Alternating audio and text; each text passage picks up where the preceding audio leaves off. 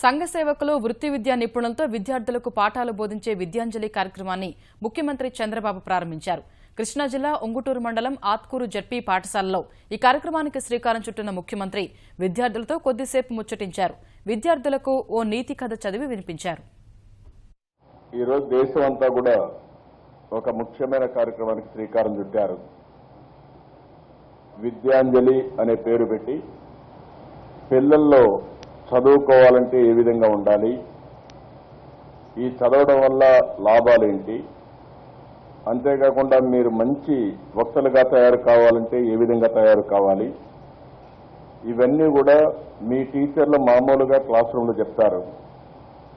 కానీ నాలాంటి వ్యక్తులు మీ గ్రామంలో కానీ ఈ ప్రాంతంలో ఎవరైనా ఉంటే, ఎవరైతే సంఘ సేవకులుగా ఉంటారో లేకపోతే కొంతమంది ప్రొఫెషనల్స్ గా ఉంటారు. ఇప్పుడు మీ ఊర్లో ఒక సంఘ సేవకులు ఉంటే వాళ్ళు ఇక్కడికి రావడం, అదే మరిగా మీ ఊర్లో ఒక మంచి డాక్టర్ ఒక ఇంజనీర్ ఉంటే వాళ్ళు కూడా వచ్చి మీతో ముఖాముఖి ఈ విషయాలని చెప్పడానికి, మీలో పుస్తకాలు ఎందుకు చదవాలి, నీతి శతకాలు ఎందుకు చదవాలి, ప్రపంచంలో జరిగే విషయాలు ఎట్లా నేర్చుకోవాలి, మీరు ఏ విధంగా మాట్లాడాలి, మీరు ఏ విధంగా ఉపన్యాసాలు ఇవ్వాలి, ఇలాంటి వ్యక్తులందరూ వచ్చి మీతో నేరుగా మాట్లాడడానికి ఈ అవకాశం కల్పించారు. ఆత్కూరు జడ్పీ పాఠశాలలో విద్యార్థులతో ముఖ్యమంత్రి ముఖాముఖి మాట్లాడుతున్నారు. ప్రత్యక్ష ప్రసారం ద్వారా చూద్దాం. చిన్నప్పటి నుంచే చదువుకొని ఆశపడ్డామంటే పెద్ద తర్వాత మనకి ఏదైనా లాభం ఉంటుంది. మనం ఏదైనా లాభం కూర్చితే అది ప్రజలకు ఇవ్వచ్చు. మనం ఏదైనా ప్రజలకు సహాయం చేస్తే వాళ్ళు మనకి ఆదర్శంగా ఉంటారు.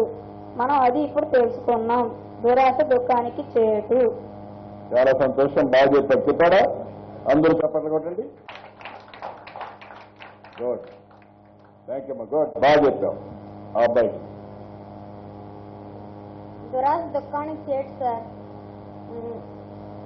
మంచిగా చదువుకొని మా తల్లిదండ్రులకి, మా స్కూల్కి, మా గ్రామానికి మంచి పేరు తెస్తాను సార్. నీతి నిజాయితీలు నేర్చుకొని ఉన్నదంతా తృప్తి పడతాను సార్. ఇప్పుడు మీ అమ్మ నాన్న ఏం చేస్తారన్నా? అమ్మ హౌస్ వైఫ్ సార్. నాన్న కూలీ సార్. కూలీ. ఇప్పుడు ఇద్దరు ఇక్కడ లేరు సార్. ఏమా? మా చెన్నైలో ఉన్నారు సార్. చెన్నైలో ఉన్నారు. మీ అమ్మ నాన్న చిన్న కుటుంబంలో పుట్టి కూలి పని చేసుకుంటూ చెన్నైలో ఉన్నారు. నిన్ను ఎవరు చదివిస్తున్నారు? అత్త సార్. అత్త చదివిస్తాను. రేపు నువ్వు డబ్బులు బాగా వస్తుంది, అప్పుడు నువ్వేం చేస్తా మారిపోతావా? కాదు సార్. ఉన్నదంతా తృప్తిపడి ఇతరులకు ఇచ్చి వాళ్ళని ఆదుకుంటావు. ఆ నీతి నిజాయితీగా 10 మందికి సహాయపడతావు. అవునా? ఓకే. ఇక్కడ ఏం తమ్ముడే, నువ్వేం చెప్పు? సార్ ఎంత కష్టపడితే అంతే మేలు సార్. మనకి కష్టపడిపోతే వదిలేస్తారు మొత్తం. మనం కష్టపడి తింటే అది మనకి అమృతంలా ఉంటుంది సార్. ఇప్పుడు ఒకవేళ మనం కష్టపడకుండా ఈ దురాశ దుఃఖానికి చేటు అలాంటి చెడు పనులు చేస్తే మనకి కూడా రకరకాల ఇవి వస్తాయండి. ఈ మధ్య కాలంలో మన రాష్ట్రంలో కానీ దేశంలో కానీ తప్పుడు పనులు చేసి దురాశకి పోయి దుఃఖాన్ని అనుభవిస్తున్నారు. అలాంటి వాళ్ళు ఉన్నారా? గుర్తుందా నీకు? ఎవరున్నారో ఒకరి పేరు చెప్పి ఎక్కడ దురాశ పోయారు, ఏం జరిగింది చెప్పు. గుర్తులేదు. నువ్వు ఫాలో కావడం లేదు, నీకు తెలియదు. ఓకే. ఎప్పుడు కూడా ఒక ఉదాహరణ వచ్చినప్పుడు మీరు కూడా సమాజంలో ఉండే సంఘటనల పట్ల దాన్ని అన్వయించుకోవాలి. అన్వయించుకుంటే దురాశకి ఎవరు పోయారు, మీ ఊర్లో కానీ, మీ ప్రాంతంలో కానీ, రాష్ట్రంలో కానీ, దేశంలో కానీ. అందుకే మీరు చేయాల్సిన పని పేపర్లు చదవాలి. పేపర్లు చదివితే మీ జ్ఞానాన్ని పెంచుతుంది. దేశంలో మన చుట్టుపక్కల ఏం జరుగుతుందో మీకు వార్తలు తెలుస్తాయి. దానివల్ల మీకు ఇంకా కూడా నాలెడ్జ్ పెరిగి మీకు అన్ని విధాలు ఉపయోగపడుతుంది. పేపర్ చదవడం, మంచి పుస్తకాలు చదవడం, ఇవి కూడా బాగా చేస్తే మీకు దానివల్ల చాలా నాలెడ్జ్ వస్తుంది. రెండోది నాలెడ్జే కాకుండా మీ జ్ఞానాన్ని పెంచడం మీ జీవితంలో మలుపు తీసుకొస్తుంది. అది కూడా మీరు చేయాలి ఎక్కడికక్కడ. ఓకే, పుస్తకాలు చదువుతున్నావా? పాఠ్య పుస్తకాలు తప్ప ఏం పుస్తకాలు లేవు కదా, స్కూల్ బుక్సే అంతేనా? మరి వేరే పుస్తకాలు చదవాలి.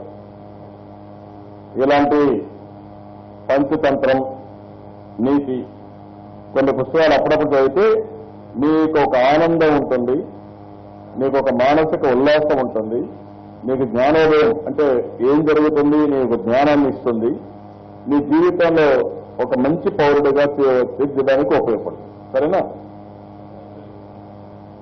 గ్రామంలో లైబ్రరీ కూడా ఉందంట, రాజమౌళి ఊరే. ఇక్కడ చదువుకొని మంచి మార్కులు వచ్చినాయి, స్కూల్ ఫస్ట్ వచ్చాడు అప్పుడు.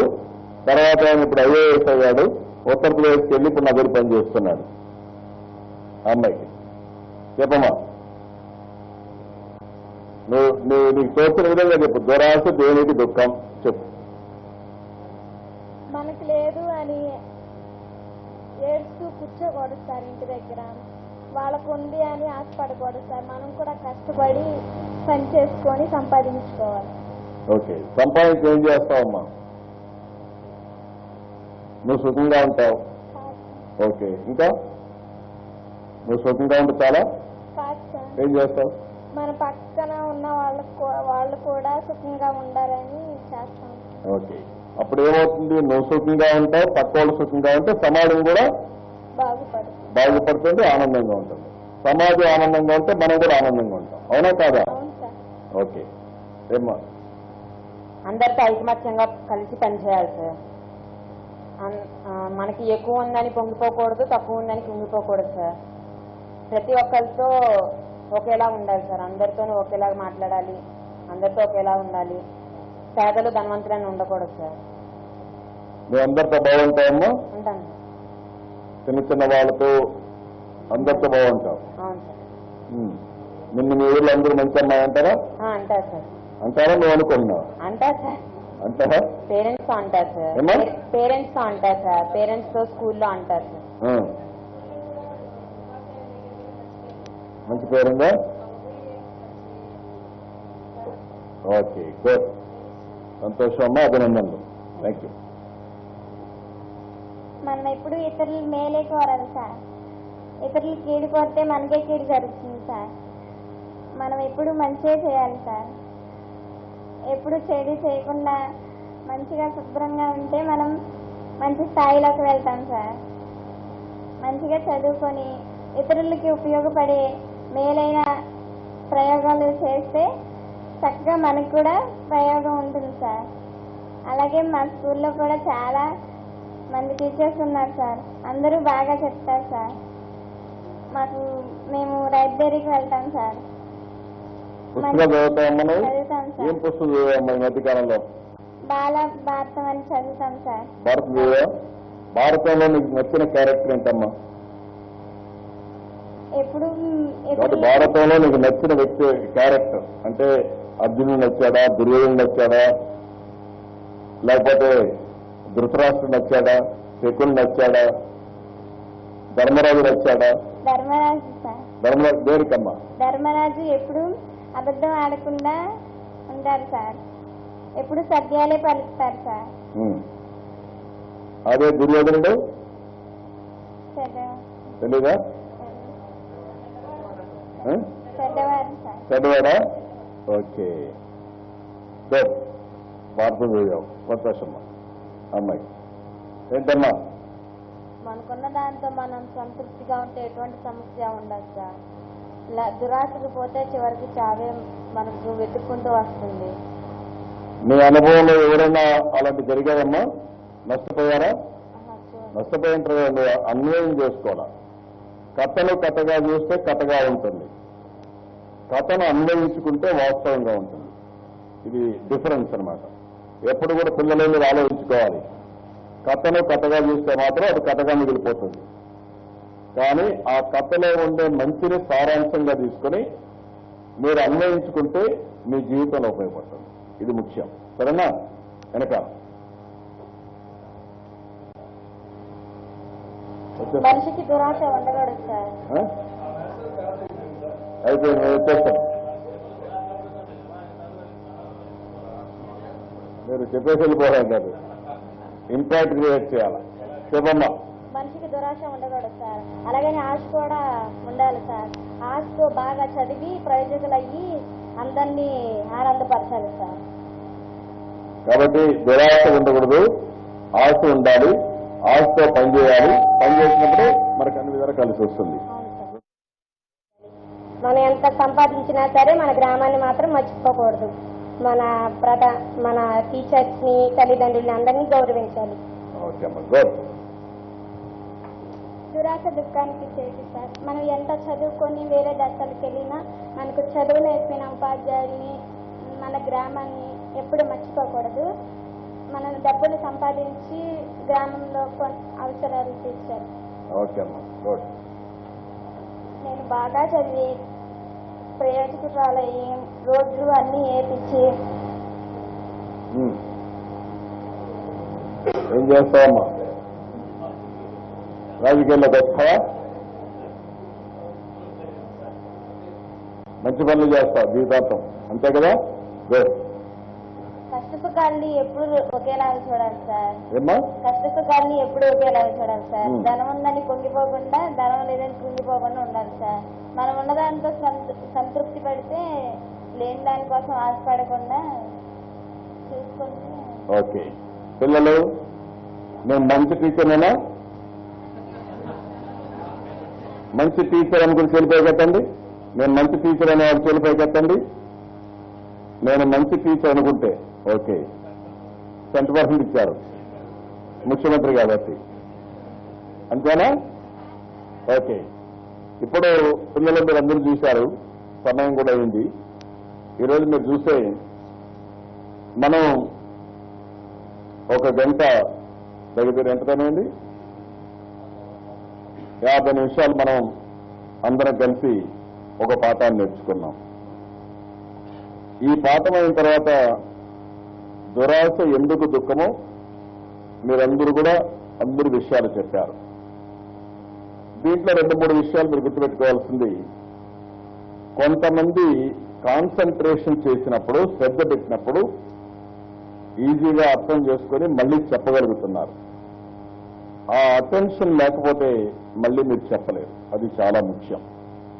రెండోది, మీరందరూ విన్న తర్వాత కొంతమంది చాలా ఎఫెక్టివ్ గా తిరిగి చెప్పగలిగారు. ఒకసారి విన్న తర్వాత ఏ విధంగా చెప్పగలిగారు, కొంతమంది బాగా చెప్పగలిగారు. ఇది దేని వల్ల వస్తుందంటే మీరు చేసే ప్రాక్టీస్ వల్ల వస్తుంది. మాట్లాడేది ప్రాక్టీస్ చేయాలి. ఏ విధంగా మాట్లాడాలి, ఏ విధంగా విషయాల్ని ప్రజెంటేషన్ చేయాలి. అల్టిమేట్ గా మీరుండే భావాన్ని వ్యక్తం చేయడం చాలా ముఖ్యం. వ్యక్తం చేసినప్పుడే అవతల వ్యక్తులకు అర్థమవుతుంది. లేకుంటే మీలో ఉండే భావం మీలోనే ఉండిపోతే ఎవరికి అర్థం కాదు. అది చాలా ముఖ్యం. ఈ నాలెడ్జ్ రావాలంటే ఈరోజు నేను పాఠం తీసుకున్నాను. కానీ ప్రతిరోజు మీరు గుర్తుపెట్టుకోవాల్సింది, మీరు చదువుకోవాలి. మీరు చదువుకుంటే మీకు జ్ఞానోదయం వస్తుంది, అంటే జ్ఞానం మీకు వస్తుంది, నాలెడ్జ్ వస్తుంది. రెండోది, చదువుకున్న దానివల్ల మీకు మానసిక ఆనందం ఉంటుంది. మీరు చేసే పనులు కరెక్ట్ అవునా కాదా అని ఎప్పటికప్పుడు బేరీ చేసుకోవచ్చు. ఇలాంటి చాలా ఉన్నాయి. చాలా సంతోషం. మనం 50 నిమిషాలు ఇక్కడ స్పెండ్ చేశాం. 50 నిమిషాలు ఇది నేర్చుకున్నాం. ఈ విధంగా ప్రతిరోజు ప్రతి గంట మీరు సద్వినియోగం చేసుకుంటే మీ జీవితం ఎంత బాగుంటుందో ఒక్కసారి మీరు ఆలోచించుకోండి. అవునా కాదా? ఇదే విధంగా అన్ని విషయాలు మీరు నేర్చుకుంటే మీరు అనుకున్న ఉన్నత స్థాయికి, మీ కోరిక ఏదైనా ఉంది, మీ ఆశయాన్ని ఒకటి పెట్టుకొని ఈ ఆశయాన్ని నేను సాధిస్తాను, దానికోసం అనునిత్యం నేను ప్రయత్నం చేస్తున్నాను, అనునిత్యం సాధన చేస్తున్నాను అని సాధన చేయగలిగితే మీరు అనుకున్నది సాధిస్తారు. అది చేయాల్సిందిగా మరొక్కసారి మిమ్మల్ని అందరూ కోరుకుంటూ, పిల్లలు ఈరోజు చాలా బాగా జరిగింది. నా జీవితంలో ఎప్పుడు కూడా ఇంత మంచి పాఠాన్ని మీకు చెప్పే అవకాశం వస్తుందని అనుకోలేదు. అలాంటి మంచి అవకాశం వచ్చింది. దీనికి మనస్ఫూర్తిగా నా ఆనందాన్ని వ్యక్తం చేస్తూ మరొక్కసారి మీ అందరికీ అభినందనలు.